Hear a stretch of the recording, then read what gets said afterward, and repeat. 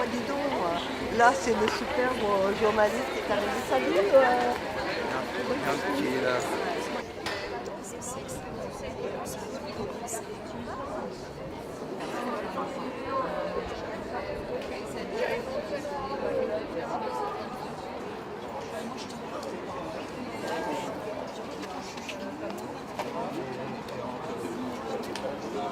Là, il y a quelques heures, on était dans les Pyrénées, on va dire, où ils ont essayé de passer le pas.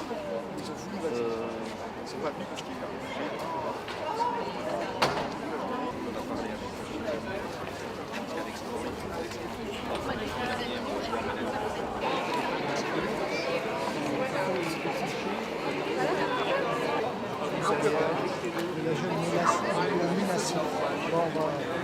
On est là tous pour soutenir évidemment Michel procureur, qui effectivement a fait des faux passes à l'époque, mais moi je trouve que c'est lui qui a eu raison de le faire. C'est désolé de le dire, mais c'est la vérité. Nous on le voit avec l'association, je suis président de l'association des victimes, et aujourd'hui on est plus de 1000 adhérents, et il faut savoir qu'il y a un chiffre qui marque, on a 45 maladies de Charcot avec nous, sur plus de 800 adhérents malades, et c'est un chiffre hallucinant, et on est là au nom de l'humain, vous voyez, toutes ces personnes qui sont là, c'est au nom de l'humain. Michel est une personne très humaine. Il a voulu, évidemment, comme il le dit, il a senti que les choses ne se passaient pas correctement. Il a voulu faire ses faux passes, il a assumé. Et ben, je trouve qu'aujourd'hui, voilà, on l'embête pour quelque chose qu'aujourd'hui où on voit qu'on a raison, parce que le vaccin les injections ne fonctionnaient pas, ne protégeaient pas autant qu'il le disait. Et aujourd'hui, voilà, moi je suis là pour dire clairement qu'il faut que Michel s'en sorte sans rien du tout, et qu'on puisse enfin écouter les bonnes personnes, les bons médecins, et de dire que tout ce qui se passe depuis le début. Et c'est clair qu'on ne lâchera pas. D'ailleurs, je serai là pour témoigner le 9 mars à La Roche-sur-Yon, et au nom de l'humain, au nom de toutes les victimes qui souffrent, parce qu'on les oublie. On est oubliés aujourd'hui. Et Michel fait partie des personnes qui ont eu le courage de faire cela. Et je sais que pour certains, ça peut choquer, mais pas du tout. Moi, aujourd'hui, non, c'est bravo à cet homme qui a pris le courage de faire ses faux passes et de dire, voilà, je ne sens pas ce produit-là, parce que c'est un produit, et maintenant, voilà, il faut qu'on fasse le nécessaire pour qu'il soit complètement tranquille. Voilà, clairement. En fait les complotistes avaient raison, je suis désolé de le dire. Alors moi, comme vous dites, ce mot complotiste déjà m'énerve un peu, parce que on est là pour alerter. Il y a comme tout, il y a des gens qui vont parfois un peu loin, mais 99% pareil disent les choses parce que ils le sentent comme ça. Je pense que c'est important de redire aux gens aujourd'hui, oui, malheureusement, les injections Covid n'ont pas fonctionné pour la plupart. Je suis pas là pour faire un débat, mais nous on voit bien tous les effets indésirables qu'on a, et Dieu sait que c'est qu'une minorité de tout ce qui se passe. Et puis je peux vous dire que nous, toutes les personnes qu'on rencontre quand on fait des manifestations sur le terrain, 99% des gens nous disent continuez, allez-y, il faut que ça sorte, parce qu'ils sentent bien qu'il se passe quelque chose. Tous les décès, tous les crises cardiaques, tous les problèmes gynécologiques, tous les problèmes auditifs, visuels, comme j'ai neurologiques. Donc voilà Michel d'ailleurs, et on se battra tous ensemble. On se battra tous ensemble. Vous voyez, ces applaudissements, c'est mérité. Parce que c'est un homme juste qui voulait faire son travail correctement et qu'on bafoue aujourd'hui. Voilà.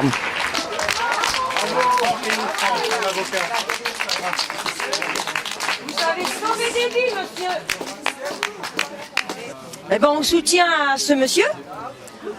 Alors, paraît-il qu'on lui reproche d'avoir fait des faux passes sanitaires, mais il a sauvé des vies. Je l'ai même dit aux petits jeunes dans les cités qui vendaient des faux passes pour 150 €. J'ai dit, ok les gars, vous vous êtes fait du pognon. Mais vous savez sauver des vies, moi je vous remercie, moi, de ce que vous avez fait. Eux par contre, on va pas aller les chercher, un médecin, il est plus facilement touchable. Mais quand même, moi perso, je me serais fait faire un faux passe. Voilà. Et je nique le système. Ce système qui veut nous tuer. Mais le gouvernement, ils sont jamais été avec nous, ils ont toujours été contre nous, le gouvernement. Ils sont même à la solde de l'OMS, ils sont à la solde de Nouvel Ordre Mondial. Qu'est-ce qu'ils vont nous soutenir, nous les peuples? On est sacrifiables. Il y a là le problème. Et il y a encore des cons qui vont continuer à voter, qui me disent même, vive Le Pen va nous sauver. Ah bon? Eh ben putain, elle est pro-Israël, elle va nous sauver l'autre. Eh ben... Enfin, j'en ai ras-le-bol, moi, de ce peuple endormi, ce peuple de moutons, j'en peux plus. Là, récemment, on nous balance l'affaire Epstein maintenant, carrément sur toutes les chaînes d'infos. Les gens, non, ils bougent pas. Bougent pas, personne n'est choqué. Tant qu'ils ont leurs gosses à la maison, ils disent c'est pas grave que les autres gamins, on les balance dans des réseaux de prostitution, c'est pas grave. Nous, on n'est pas touchés. Je suis écœurée. Et là, actuellement, il y en a combien qui sont en train d'en crever des injections? Moi, je travaille chez un couple de personnes âgées. Et je leur avais dit, ne vous faites pas injecter ces merdes. Non, 5 doses ils ont eu. Le monsieur, il est à l'hôpital, et c'est pas la première fois qu'il y rentre pour des problèmes cardiaques. Il va y passer de toute façon. Hein. Ben voilà. Ils se seraient faire des faux passes, ben ils en étaient pas là. Voilà.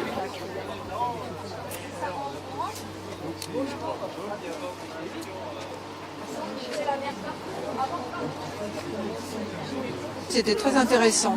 L'avocat s'est très bien exprimé et le docteur après s'est encore mieux exprimé. Et en citant quelques personnes qui sont décédées, je regardais les têtes de ces médecins qui sont là pour juger. Je les ai trouvés un petit peu mal à l'aise parce qu'ils sont, je pense, conscients de ce qui se passe. Mais bon, ils ont une éthique, comme on appelle ça, et je ne sais pas s'ils vont rendre le verdict dans le bon sens. En tous les cas, je le souhaite pour ce docteur. Mais c'était une très très belle séance quand même. Je ressors plein d'émotions car le docteur a cité, comme ça a été dit, des victimes, des décès. Et a cité aussi un numéro de lot. Et ça me semble très important. Un numéro de lot qui devrait être interdit en France. Et qui a été interdit dans d'autres pays. Mais en France, ça n'a pas été interdit. Et de surcroît, on a joué à la roulette russe avec cette vaccination. Et en même temps, on punit des médecins qui ont voulu sauver des vies. Donc, tout mon soutien au docteur Michel Procureur. C'est votre âme, oui. qui parle pour vous. On est tous capables de le faire, on a tous à gérer la peur, c'est tout. On a tous à gérer la peur. Devant le conseil. Voilà. Oui. Voilà, les mots sont venus sans difficulté puisque ça fait quand même presque au moins 4 ans maintenant que je ne suis pas le seul à être harcelé. Et d'abord, mes premiers mots, c'est de vous dire merci à tous d'être là, parce que sans vous tous, je n'aurais pas pu tenir jusqu'aujourd'hui. Je pense surtout à cette infirmière qui a été suspendue, qui a été contrainte de se faire vacciner et qui s'est suicidée. Et bon, c'était certainement pas la meilleure solution. Je pense que avec ce qu'on vit maintenant, il nous est demandé de continuer à dire oui ou non, et que tout commentaire en plus est superflu, et que continuons à prendre position tous ensemble pour un monde meilleur pour tous. Voilà. Merci Michel, on est avec toi. Mais bravo monsieur, bravo. Je l'ai même dit merci aux petits jeunes des cités qui vendaient des faux passes. Je leur ai dit vous êtes fait du pognon, mais je dis vous avez sauvé des vies les gars, moi je vous remercie. Heureusement qu'ils étaient là aussi. Eh oui. J'ai même sauvé ma mère, moi. Ma mère, j'ai pas vu qu'elle se fasse ces merdes. Ah mais oui. Mais je me sens vraiment soulagé. Je vous avoue que j'ai passé une nuit épouvantable. C'est pas la première ni sans doute la dernière, mais c'est un pas vers une libération, quelle que soit leur décision. Je veux dire, je ne me fais pas d'illusions. Hein. J'ai vu comment le premier procès s'est passé à Nantes. Beaucoup d'entre eux y étaient déjà, et Louis Fouché qui me représentait n'a pas eu droit à la parole, ou très brièvement. Et heureusement les choses évoluent, la vérité est en train d'écarter les ténèbres, et je pense qu'on aura encore d'autres vérités le 9 mars à La Roche. Et tout ce combat, toute cette lutte pour le sacré dont je parlais, on le mène ensemble. Et merci à vous d'être là, parce que comme le dit Louis, sans vous, on n'est rien du tout, quoi. Hein, et je regrette vraiment que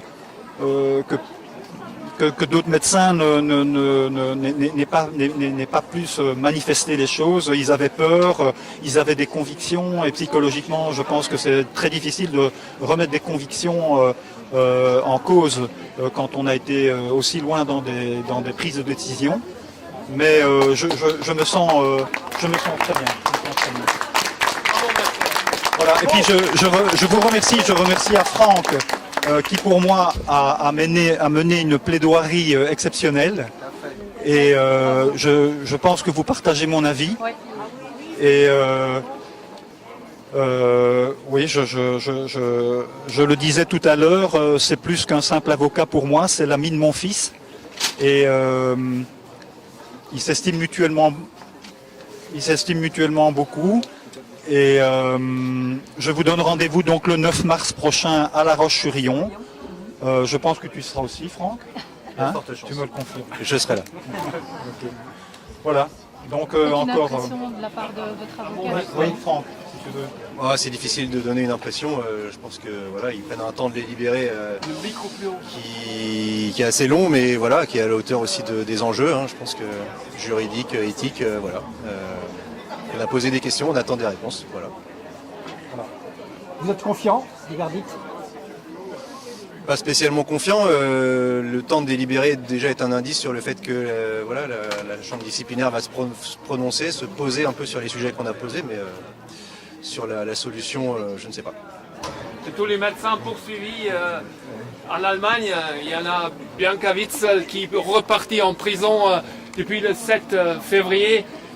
Renvoie tout leur soutien aux médecins français qui sont poursuivis et qui sont devant les conseils de l'ordre. Donc je rappelle quand même que la répression est internationale. Oui, c'est ça, la docteure Bianca Witzel qui a fait des fausses attestations, aussi des attestations d'exemption de masque. Elle en a eu pour 3 ans de prison ferme.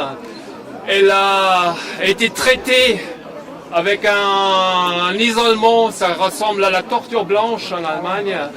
Et tous les médecins qui sont poursuivis vont contribuer à la reconnaissance, comme toi Michel, parce que c'est important que toutes les données soient établies, parce que toutes les preuves sont là.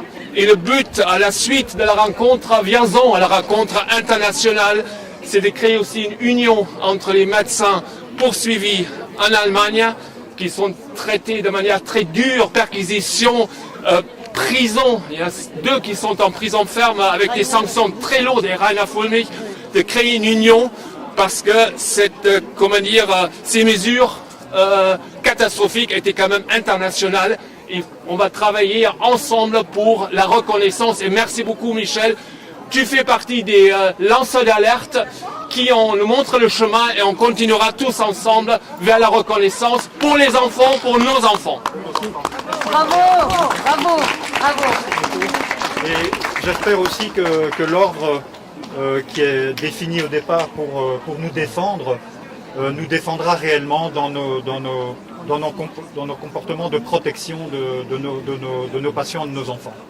Merci Andreas. Vous avez su résumer la situation qu'ont vécu beaucoup de gens, et pour ça aussi bien vous que votre avocat. Et je trouve que ça a été merveilleux, les mots étaient justes, et on voit que vous avez bien cerné tout ce qui se passait, vous avez cerné l'émotion des gens, les craintes, et face à cette pandémie. Donc bravo pour ça, vous avez vraiment très bien résumé tout ce qui s'était passé au niveau de la population. Merci, merci beaucoup. Merci. Bien, je vous donne rendez-vous le 9 mars. Hein. La Roche. Ceux qui peuvent, merci beaucoup. Et là, le verdict, c'est quand? Mais là, le verdict, on l'aura quand 2-3 mois, ils ont annoncé 2-3 mois. Ah oui, oui. Qu'est-ce qui se passe en fait? Qu'est-ce qu'il y a en fait comme résultat de verdict? Qu'est-ce qu'ils ont à dire? Qu'est-ce qu'ils vont dire? Qu'est-ce qu'ils vont dire? Ils savent qu'ils ont tort. Ils le savent. C'est évident.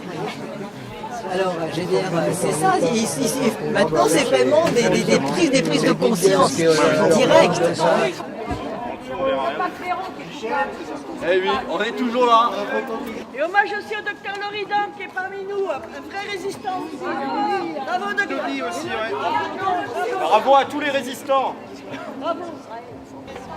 Pour bientôt. Et on va faire un bisou à Léopold quand on le croise.